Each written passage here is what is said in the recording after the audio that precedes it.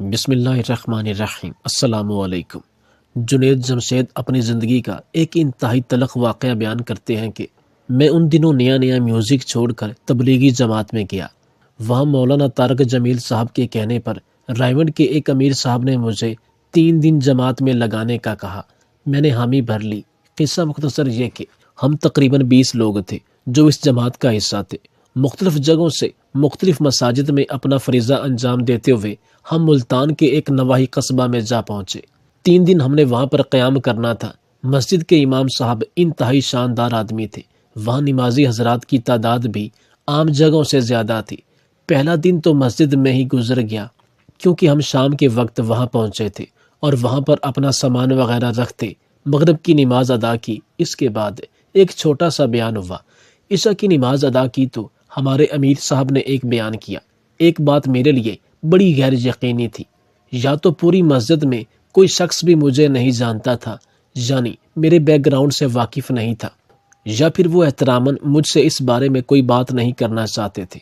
دوسرے دن امیر صاحب کی قیادت میں مقامی 3 لوگوں کے ساتھ ہم اس قصبہ کے مختلف گلیوں، مختلف گھروں اور مختلف لوگوں سے ملنے کے لیے پہنچ گئے۔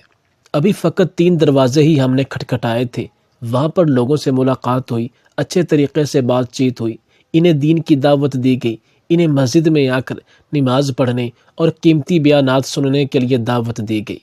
چوتھے گھر کے دروازے پر قدرتی طور پر میں نے ہی دستک دی۔ ان دنوں میری داڑھی بڑی نہیں تھی، بلکہ بالکل معمولی سے بال میری داڑھی پر تھے۔ خیر، دروازہ کھٹکھٹایا تو ایک آدمی باہر نکلا۔ میں نے اس سے مصافحہ کیا، یعنی ہاتھ سے سلام لیا، اور دیگر لوگوں نے بھی اس سے سلام لیا۔ ایک ساتھی اس شخص کو مسجد میں آ کر نماز پڑھنے اور دین کی دعوت دینے لگے۔ میں نے محسوس کیا کہ وہ نظریں بچا کر میری طرف دیکھ رہا ہے۔ اس کا بیان کی طرف دھیان کم اور میری طرف زیادہ تھا۔ خیر، جیسے تیسے اس نے خاموشی سے ہمارے ایک دوست کی بات سنی۔ اس کے بعد اچنبے سے میری طرف غور سے آنکھوں میں آنکھیں ڈال کر دیکھا اور کہا کہ تم تو وہ سنگر نہیں جس نے گانا گایا ہے دل دل پاکستان؟ میں نے کہا جی، وہ نغمہ میں نے گایا تھا۔ پھر اس نے تھوڑا سا تلخ لہجے میں کہا کہ نغمہ ہو یا گانا، تم نے کون سا ایک گایا ہے؟ تم نے گانے بھی تو بے شمار گائے ہیں، اور اب یہ نیا روپ دھار کر تم یہاں پر آ گئے ہو۔ یہ تو مسجد کے امام کو چاہیے تھا کہ آپ کو مسجد سے ہی نکال دیتا۔ تم گانا بجانے والے ایک نئے روپ میں ڈھونگی بن کر یہاں آ پہنچے ہو۔ پتہ نہیں امام مسجد کی عقل کہاں کھو گئی ہے جس نے تمہیں باہر نہیں نکالا۔ پھر امیر صاحب نے ان سے کہا کہ اب انشاءاللہ یہ اللہ کے راستے پر نکل پڑے ہیں اور اللہ انہیں ہدایت دے چکا ہے۔ آگے سے اس آدمی نے کہا کہ آپ لوگ بھی کیسے کیسے لوگوں کو ساتھ ملا لیتے ہیں۔ ایک میراثی شخص جس نے ساری زندگی گانے گائے، اس کا بیک گراؤنڈ کسی سے ڈکا چھپا نہیں ہے۔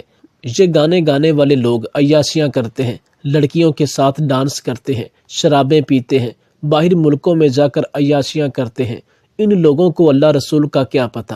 اگر ان لوگوں کو اللہ رسول کی خبر ہو یا یہ اس دین سے محبت کرتے ہیں تو یہ ناچ گانے والے ہوتے۔ ایسے لوگ ڈھونگ رچاتے ہیں اور لوگوں سے ہمدردی وصول کرتے ہیں۔ جنید جمشید کہتے ہیں کہ ایک اس شخص نے غصے میں آ کر مجھے ماں بہن کی گالی نہیں دی، باقی اس نے کوئی کسر نہیں چھوڑی تھی۔ مجھے چونکہ مولانا طارق جمیل صاحب نے بڑے ہی اچھے طریقے سے سمجھا بجھا کر بھیجا تھا کہ آپ کہیں بھی جائیں، ہر جگہ پر اچھے برے انسان ضرور ہوتے ہیں۔ ایک پھل فروش جتنا مرضی صاف ستھرا ہو جائے، وہ اپنی ریڑھی پر موجود گندے پھلوں کو کبھی زمین پر نہیں پھینکتا۔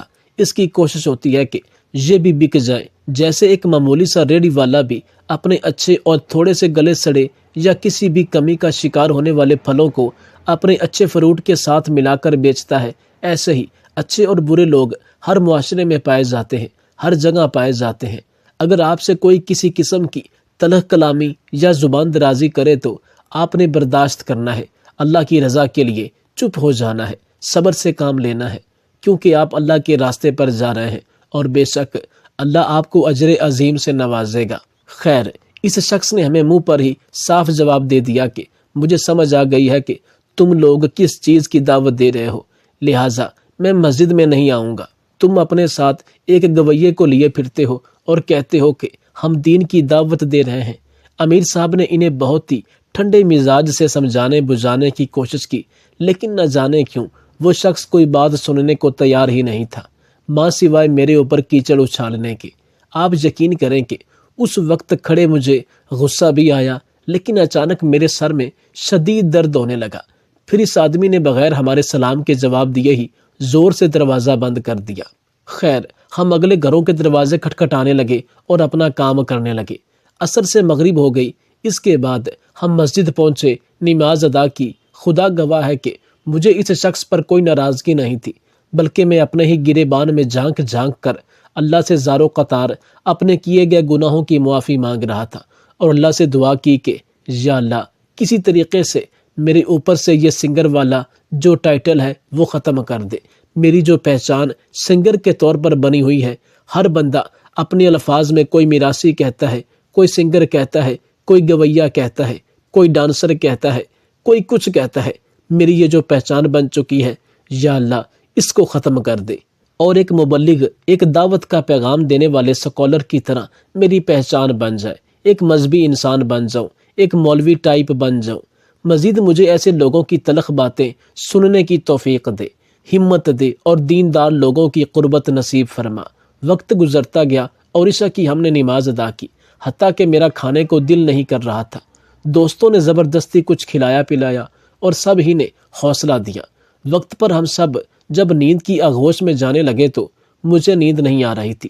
تقریباً 1 گھنٹے بعد مجھے محسوس ہوا کہ میرے تمام ساتھی سو چکے ہیں، جبکہ مجھے نیند نہیں آ رہی تھی اور میری آنکھوں سے آنسو بارش کے قطروں کی طرح ٹپکے جا رہے تھے۔ میں پھر سے اٹھا، وضو کیا اور اللہ کی بارگاہ میں پھر جھک گیا۔ یہی دعا تھی کہ یا اللہ، میری یہ جو پہچان بنی ہوئی ہے سنگر والی، یہ ختم کروا کر ایک سکولر کی طرح میں جانا پہچانا جاؤں، لوگ مجھے ایک مذہبی شخصیت کے طور پر جانیں، نہ کہ سنگر کے طور پر۔ عبادت کرتے کرتے نہ جانے مجھے کب نیند آ گئی۔ جب میں نیند کی آغوش میں مکمل طور پر ہو گیا تو اس رات مجھے خواب بھی بہت ہی حسین آئے، بہت ہی اچھے خواب آئے۔ اس سے پہلے مجھے وہ خواب زندگی میں کبھی نہیں آئے تھے، حتیٰ کہ ساری رات گزر گئی اور فجر سے کچھ دیر پہلے مجھے ایک ساتھی نے آ کر اٹھایا۔ جب میں اٹھا تو حساس بساس تھا، میرے چہرے پر خوشی تھی۔ مجھے روحانی سکون اس طرح نصیب ہوا، اس سے پہلے مجھے ایسا سکون کبھی محسوس نہیں ہوا تھا۔ خیر، بقیہ دن ہم نے وہاں گزارے اور پورے قصبے کے ہر ایک گھر کے دروازہ کو کھٹکھٹایا، لوگوں کو اللہ کے راستے کی طرف بلایا، لیکن کسی نے مجھے سنگر تک کے نام سے نہیں بلایا۔ لوگ بہت پیار محبت سے ملتے تھے اور مسجد میں آتے تھے، بیان سنتے تھے، لیکن جس دن ہمارا مسجد میں آخری دن تھا اور ہم نے وہاں سے اگلی مسجد کی طرف جانا تھا، اس رات عشاء کی نماز میں وہ شخص جس نے مجھے میرا بیک گراؤنڈ یاد کروایا تھا وہ بھی آیا ہوا تھا۔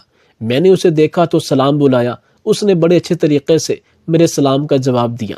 عشاء کی نماز کے بعد امیر صاحب نے بیان کیا۔ بعد میں ہم نے کھانا ساتھیوں کو کھلایا، جن میں سے چند مقامی لوگ بھی تھے، جن میں وہ شخص بھی بیٹھا تھا۔ ایک دوست کھانا بانٹ رہا تھا اور امیر صاحب نے مجھے بلایا اور کہا کہ فلاں شخص کو کھانا آپ دے کر آؤ۔ یہ وہی شخص تھا جو آج پہلی دفعہ مسجد میں آیا تھا۔ جب اسے کھانا دیا تو اس نے میرے پاؤں پکڑ لیے اور مجھ سے معافی مانگنے لگا، اور سارے ساتھی بھی وہاں بیٹھے تھے، لیکن وہ شخص ذرا بھی جھجکا نہیں اور کہا کہ میں نے آپ کے ساتھ ناروا سلوک اختیار کیا تھا، مجھے اس پر بہت شرمندگی ہے، خدا را مجھے معاف کر دیجئے۔ میں 2 راتوں سے چین سے سو نہیں پایا اور لگاتار 2 دنوں سے میرا نقصان ہو رہا ہے۔ اس نے ایسی اور بھی باتیں کی تو میں نے اسے کہا کہ یہ میری وجہ سے نہیں ہے، کیونکہ میں نے آپ کو کوئی بد دعا نہیں دی، آپ نے جو کہا تھا صحیح کہا تھا، وہ اللہ کی آپ پر کوئی آزمائش آئی ہوگی جس کی وجہ سے آپ کا کوئی نقصان ہوا، لہٰذا خدا گواہ ہے کہ میں نے آپ کے بارے میں رائی کے دانے کے برابر بھی برا نہیں سوچا، نہ آپ کو بد دعا دی۔ میں نے اسے اٹھایا، سینے سے لگایا اور کہا کہ میں نے آپ کو معاف کیا۔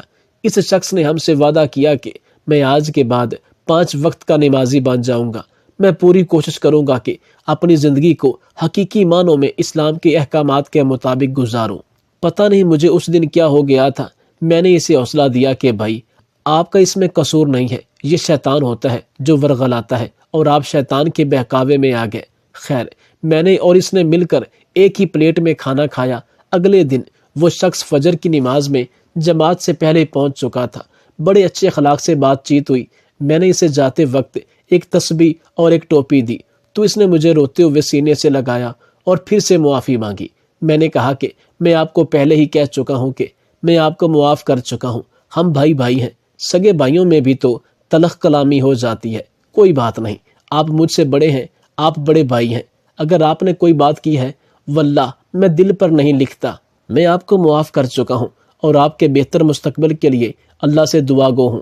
اس کے بعد 3 سال بعد میں نے اس شخص کو ڈائمنڈ اجتماع میں دیکھا، مجھے اتنی خوشی ہوئی، اتنی خوشی ہوئی، اتنی خوشی ہوئی کہ میں آپ کو بتا نہیں سکتا۔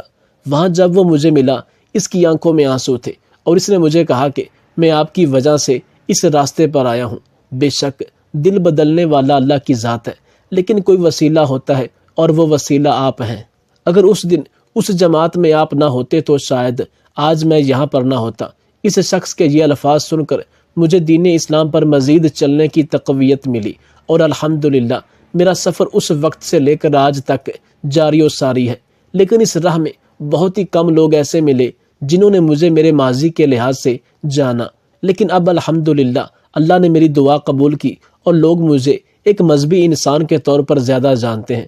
جو میرا بیک گراؤنڈ تھا، اللہ تعالیٰ نے اس پر ایسے مٹی ڈالی کہ اب لوگ مجھے اس نام سے نہیں پکارتے بلکہ موجودہ نام سے پکارتے ہیں، موجودہ پہچان دیتے ہیں، اور میں اللہ پر بڑا راضی ہوں۔